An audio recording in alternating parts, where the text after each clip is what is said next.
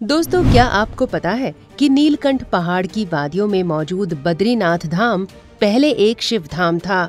क्या आपको मालूम है कि भगवान शिव हरि विष्णु का परम धाम बद्रीनाथ धाम, जिसे धरती पर वैकुंठ का दर्जा मिला हुआ है, वो एक समय भगवान शंकर की साधना स्थली था, जहां भगवान शंकर मां पार्वती के साथ कुटिया बनाकर रहते थे। क्या भगवान विष्णु ने मां पार्वती से छलकर बद्रीनाथ धाम को अपना धाम बना लिया, जिसके बाद भगवान भोलेनाथ को बद्रीनाथ धाम छोड़कर केदारनाथ जाना पड़ा। बद्रीनाथ धाम से जुड़ी ये सनातन स्टोरी बेहद दिलचस्प है।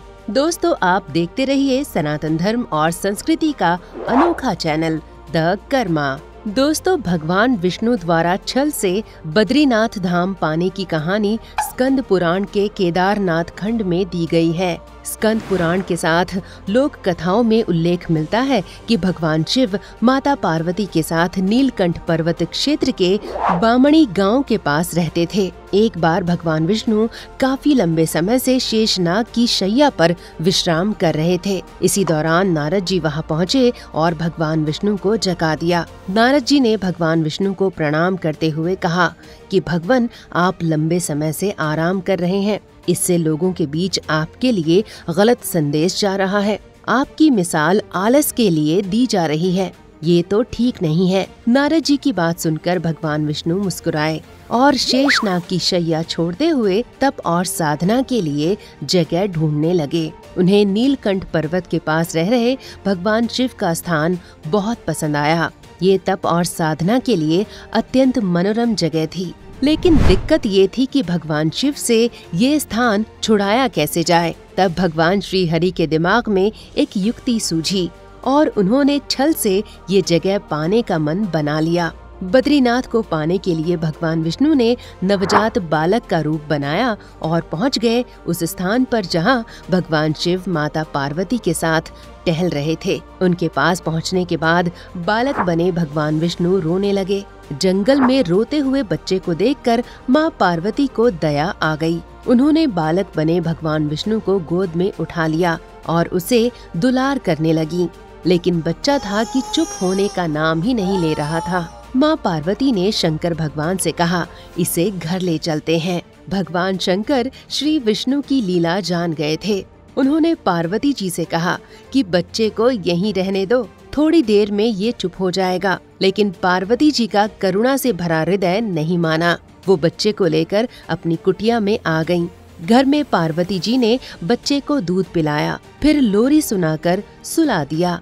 बच्चे के सोने के बाद वो घर से बाहर आईं और भगवान शिव के साथ विचरण करने लगी। इधर जैसे ही बालक बने विष्णु ने देखा कि मां पार्वती और भोलेनाथ घर से बाहर हैं, तो उन्होंने तुरंत अंदर से दरवाजा बंद कर लिया। जब भोलेनाथ और मां पार्वती वापस लौटे तो पार्वती जी ने उस बच्चे को जगाने की कोशिश की, लेकिन बच्चे ने दरवाजा नहीं खोला। तब शंकर जी ने कहा कि अब उनके पास दो ही रास्ते बचे हैं, या तो यहाँ की हर चीज को भस्म कर दें या फिर कहीं और अपना स्थान बनाएं। लेकिन साथ ही शिव जी ने पार्वती जी से ये भी कहा कि वो इस कुटिया को जला नहीं सकते, क्योंकि वहाँ सो रहे बालक को तुमने बहुत प्यार से सुलाया है। हमें दूसरे स्थान पर ही चलना चाहिए।